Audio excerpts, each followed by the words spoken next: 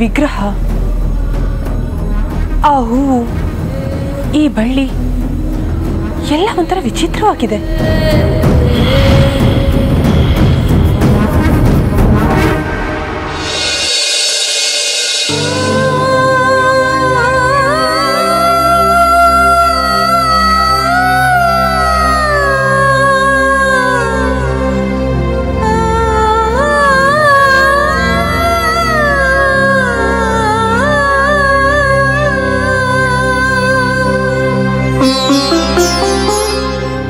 ಹೇಮಾ, ಅತ್ತೆಮ್ಮ, ಮದುವೆ ಆಗಿ ಇಷ್ಟು ವರ್ಷ ಆಯಿತು.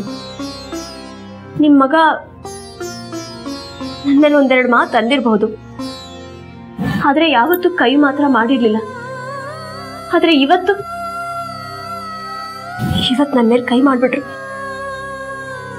ಅವರಿಬ್ಬರಿಗೂ ಅದ್ಯಾವ ದೆವ್ವ ಮಿಟ್ಕೊಂಡಿದ್ಯೋ, ಅದ್ಯಾವ ಕೇಡ್ಗಾಲಕ್ಕೆ ಈ ರೀತಿ ಆಡ್ತಿದಾರೋ ಗೊತ್ತಿಲ್ಲ.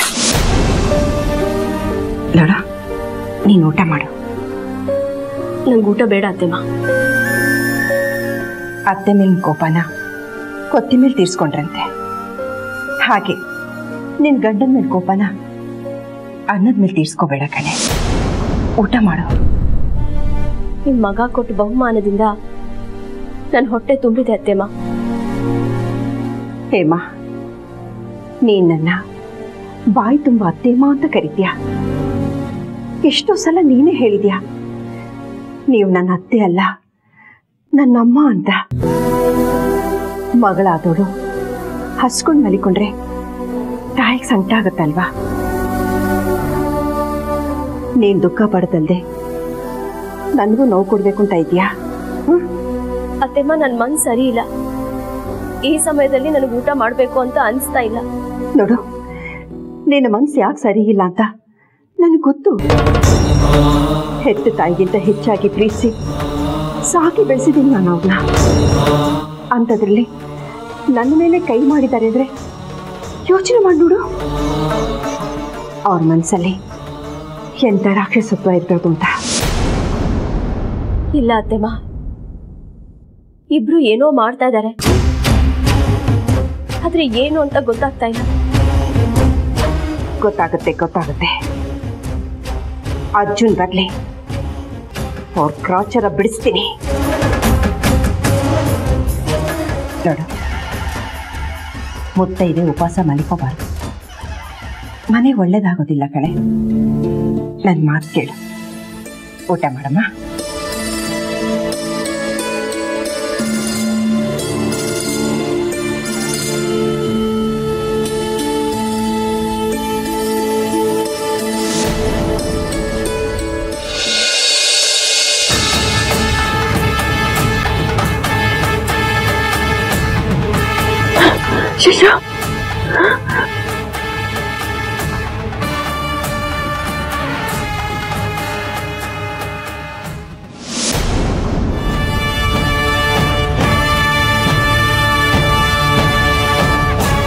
ಶಿಶು, ಶೇಷ,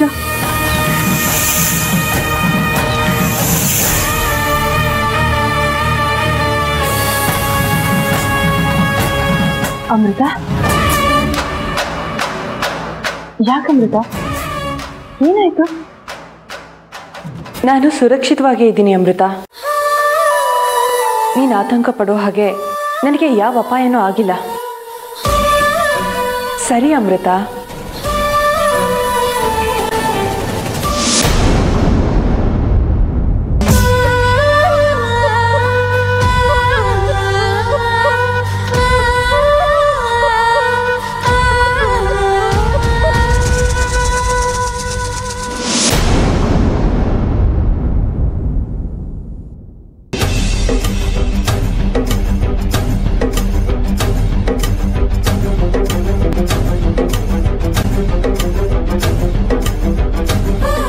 ಅರ್ಜುನ್ ಅವರೇ, ನಿಮ್ಮ ಮುಖ ನೋಡ್ತಾ ಇದ್ರೆ ನೋಡ್ತಾನೆ ಇರಬೇಕು ಅಂತ ಅನಿಸ್ತಾ ಇದೆ. ಅದ್ಯಾವ ಚುಂಬಕ ಶಕ್ತಿನ ಆ ದೇವರು ನಿಮ್ಮಲ್ಲಿ ಅಡಗಿಸಿಟ್ಟಿದ್ದನೋ ಗೊತ್ತಿಲ್ಲ.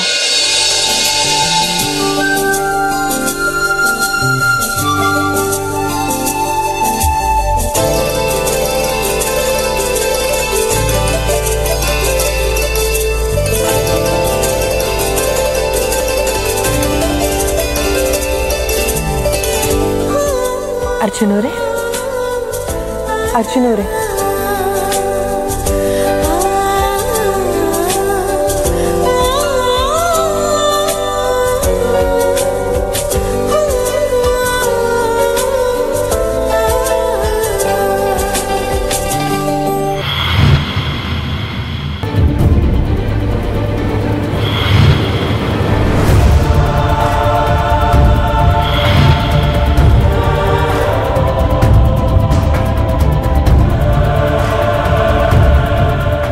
ಅರ್ಜುನ್ ಅವರೇ, ಇಲ್ಲೇ ಇರಬೇಕು ಅಂತ ಅನ್ಕೊಂಡಿದ್ದೀರೋ ಅಥವಾ ಮನೆಗೆ ಹೋಗೋ ಮನ್ಸೇನಾದರೂ ಮಾಡಿದಿರೋ?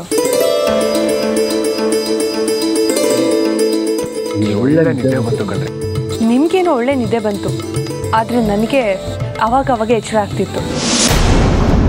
ನಾನು ಸರಿಯಾಗಿ ನಿದ್ದೆನೇ ಮಾಡಲಿಲ್ಲ. ಯಾಕೆಂದರೆ ಇನ್ನೇನು ಹೇಳಿ, ಹೊಸ ಜಾಗ ಅಂತ ಇರ್ಬೋದು ಅಥವಾ ಹೊಸ ಪರಿಸರ ಅಂತ ಇರಬಹುದು. ಸರಿ, ಇಲ್ಲೇ ಅಕ್ಕಪಕ್ಕ ಎಲ್ಲಾದ್ರೂ ನದಿ ಇದ್ರೆ ಫ್ರೆಶ್ ಆಗೋಣ. ಆಮೇಲೆ ದೇವಸ್ಥಾನದಲ್ಲಿ ಪೂಜೆ ನಡೀಬೋದು. ದೇವ್ರ ದರ್ಶನ ಮಾಡಿ ಮನೆ ಕಡೆ ಹೋಗೋಣ.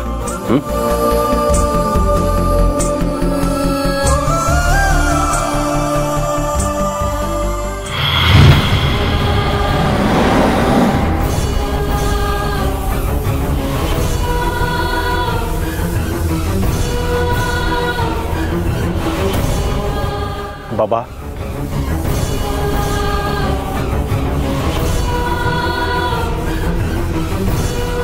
ಬಾಬಾ, ನಾವು ನಿಮ್ಮನ್ನೇ ನಂಬಿದ್ದೀವಿ. ನಿಮ್ಮ ಮೇಲೆ ಸಂಪೂರ್ಣವಾಗಿ ಅವಲಂಬಿತರಾಗಿದ್ದೀವಿ. ಇದೇನು ಹೊಸದಾಗಿ ಕೇಳ್ತಾ ಇದೆಯಾ ವಿಷ್ಣು? ಹಾಗೆ ಹೇಳೋದಕ್ಕೂ ಒಂದು ಕಾರಣ ಇದೆ ಬಾಬಾ. ಏನು? ನಾಗ ಮತ್ತೆ ನಾಗಿಣಿ ಭಯನ? ಹೌದು ಬಾಬಾ. ವಿಷ್ಣು, ನಿನ್ನ ಭಯಕ್ಕೆ ಅರ್ಥನೇ ಇಲ್ಲ. ಬಾಬಾ, ಯಮನ ಪಾಶದಿಂದ ತಪ್ಪಿಸ್ಕೊಂಡು ಬಂದಿರೋದು ನಾನು. ಆ ಜೀವ ಭಯ ಅನ್ನೋದು ಹೇಗಿರುತ್ತೆ ಅನ್ನೋದು ನನಗೆ ಮಾತ್ರ ಗೊತ್ತು. ನೀವಿವತ್ತು ಶೇಷನ ಸಂಹಾರ ಮಾಡ್ತೀನಿ ಅಂತ ಹೇಳಿದ್ರಿ. ಹಾಗೆ ಶೇಷನ ಸಂಹಾರ ಮಾಡೋದಕ್ಕೆ ಅಮೃತ ಸಹಾಯ ಮಾಡ್ತಾಳೆ ಅಂತ ಕೂಡ ಹೇಳಿದ್ರಿ. ಶೇಷನ್ ಸಾವಿಗೆ ಅಮೃತ ಹೇಗೆ ಸಹಾಯ ಮಾಡ್ತಾಳೆ ಬಾಬಾ?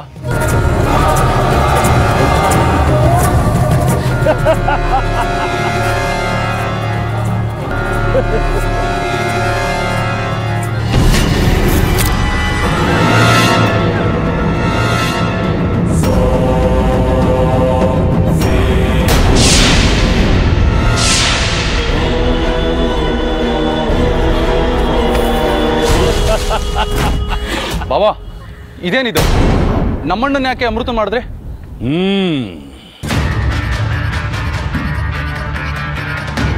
ನಾನು ನಿಮ್ಮನ್ನ ಅದನ್ನೇ ಕೇಳೋಣ ಅಂತಿದ್ದೆ. ಯಾಕೆ ಹೀಗೆ ಮಾಡಿದಿರಿ ಬಾಬಾ? ಯಾಕೆ ಅನ್ನೋದು ನಿಮ್ಮಿಬ್ಬರಿಗೂ ಆಶ್ಚರ್ಯ ಆಗ್ತಿದೆಯಲ್ಲ? ಹೌದು ಬಾಬಾ. ಶೇಷನ್ನ ಇಲ್ಲಿಗೆ ಕರೆಸ್ಕೊಳ್ಳೋದಕ್ಕೆ ಅದು ನಿನ್ನಿಂದ ಸಾಧ್ಯ. ನನ್ನಿಂದನಾ? ಅದು ಹೇಗೆ ಸಾಧ್ಯ ಬಾಬಾ? ನೀನು ಶೇಷ ನನ್ನನ್ನು ಕಾಪಾಡು ಕಾಪಾಡು ಅಂತ ಜೋರ ಕೂಗು. ಅಲ್ಲ ಬಾಬಾ, ನನ್ನ ಧ್ವನಿನಲ್ಲಿ ಕೂಗಿದ್ರೆ ಅವಳು ಹೇಗೆ ಇಲ್ಲಿಗೆ ಬರ್ತಾಳೆ?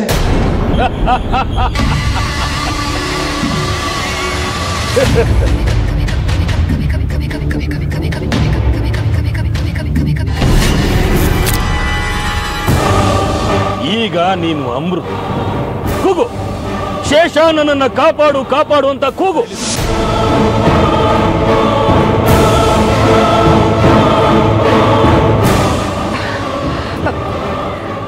ಅಲ್ಲ,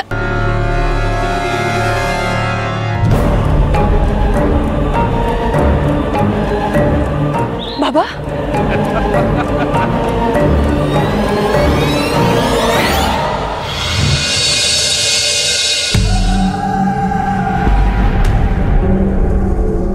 ಅರ್ಜುನ್, ನನಗೆ ಈ ಶಾಪದಿಂದ ಮುಕ್ತಿ ಕೊಡದೆ ನೀನು ಇಲ್ಲಿಂದ ಹೋಗೋದಕ್ಕೆ ಸಾಧ್ಯನೇ ಇಲ್ಲ.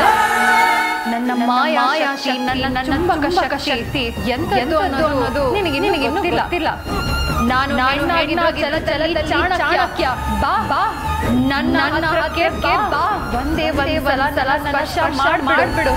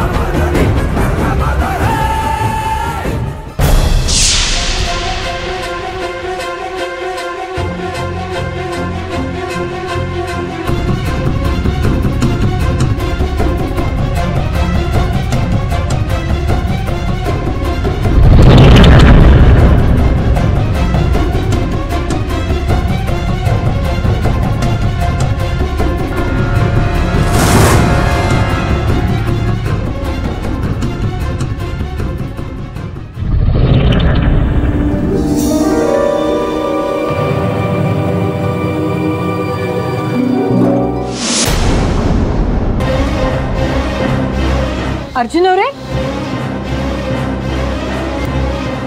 ಅರ್ಜುನ್ ಅವರೇ,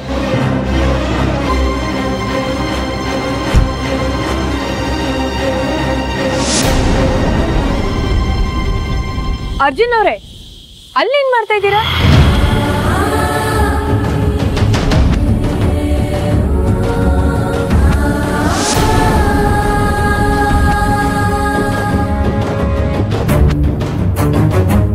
ಅರ್ಜುನ್ ಅವರೇ, ನಿಮ್ಮನ್ನೇ ಕೇಳ್ತಾ ಇರೋದು, ಏನ್ ಮಾಡ್ತಾ ಇದ್ದೀರಾ ಇಲ್ಲಿ? ಅದು ಪೂಜೆಗೆ ಹೊಟ್ಟಿದ್ವಲ್ಲ, ಬರಿಗೈಲಿ ಏನಕ್ಕೆ ಹೋಗೋದು, ಈ ಹೂನ ಕಿತ್ಕೊಂಡು ಹೋಗೋಣ ಅಂತ ಬಂದೆ. ಹೌದಾ, ಸರಿ, ಆ ಹೂನ ತಗೊಂಡು ಬೇಗ ಬನ್ನಿ.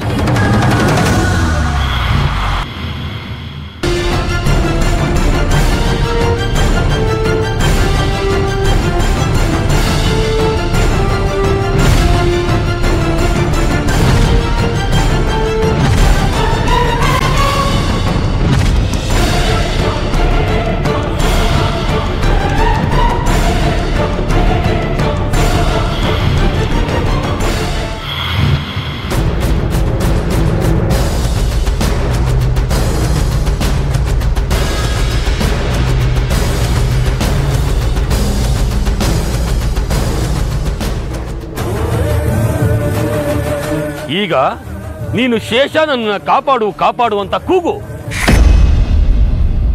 ಶೇಷ, ಶೇಷ, ನನ್ನನ್ನ ಕಾಪಾಡು. ಈ ರೀತಿ ಕೂಗೋದ್ರಿಂದ ಯಾವ ಪ್ರಯೋಜನವೂ ಇಲ್ಲ ವಿಷ್ಣು. ಮುಂದೆ ಹೋಗು.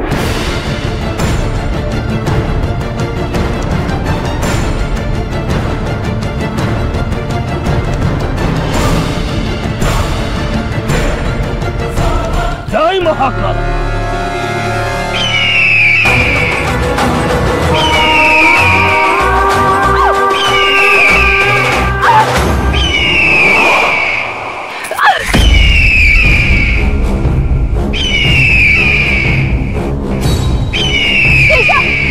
ನನ್ನನ್ನ ಕಾಪಾಡು ಶೇಷ.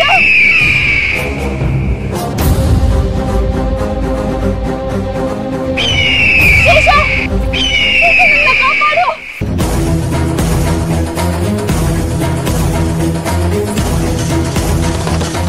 ಏನೋ ಕುತಂತ್ರದ ಪ್ರಯೋಗ ಆಗ್ತಿರೋ ಥರ ಅನಿಸ್ತಾ ಇದೆಯಲ್ಲ. ಯಾರೋ ದುಷ್ಟರು ನನಗೋ ಅಥವಾ ನನಗೆ ಸಂಬಂಧಪಟ್ಟವ್ರಿಗೋ ಏನು ಅಪಾಯ ಮಾಡ್ತಿರೋ ಸೂಚನೆ ಸಿಗ್ತಾ ಇದೆಯಲ್ಲ. ಯಾರಿರ್ಬೋದು?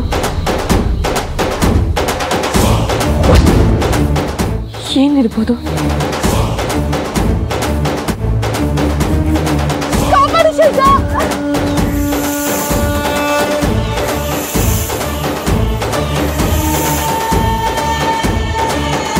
ಯಾಕೋ ಏನೋ ಅಪಾಯ ಆಗೋದ್ರಲ್ಲಿದೆ ಅಂತ ಅನ್ನಿಸ್ತಾ ಇದೆ. ಆದರೆ ಏನು ಅಂತ ಮಾತ್ರ ನಿಖರವಾಗಿ ಗೊತ್ತಾಗ್ತಾ ಇಲ್ಲ. ಏನಿರ್ಬೋದು?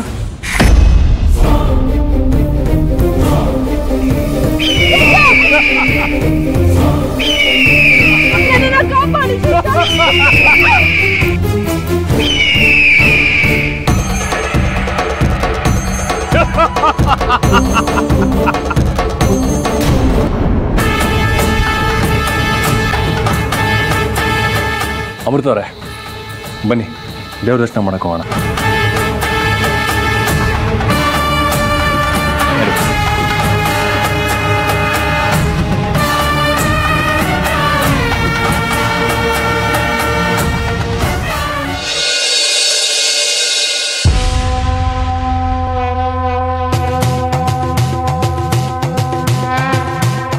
ಇದುವರೆಗೂ ನಾನು ಇಂಥ ಹೂ ನೋಡೇ ಇರಲಿಲ್ಲ. ಇದೇನು ಗುರುಗಳೇ ಹೀಗೆ ಹೇಳ್ತಾ ಇದ್ದೀರಾ? ಯಾಕೆ? ಈ ಹೂನ ನಾನೆಲ್ಲ ಹೊರಗಡೆಯಿಂದ ತಂದಿಲ್ಲ. ಇಲ್ಲೇ ನಿಮ್ಮ ದೇವಸ್ಥಾನದ ಪಕ್ಕ ಇರೋ ಶಿಲೆ ಮೇಲೆ ಬಳ್ಳಿ ಇತ್ತಲ್ಲ, ಅಲ್ಲಿ ಬೆಳೆದಿದ್ದು ಹೂವು. ಹೌದಾ? ವಿಚಿತ್ರ, ನಾನು ಇದುವರೆಗೂ ಇಂಥ ಹೂ ನೋಡೇ ಇರಲಿಲ್ಲ. ತಮ್ಮ ಹೆಸರು?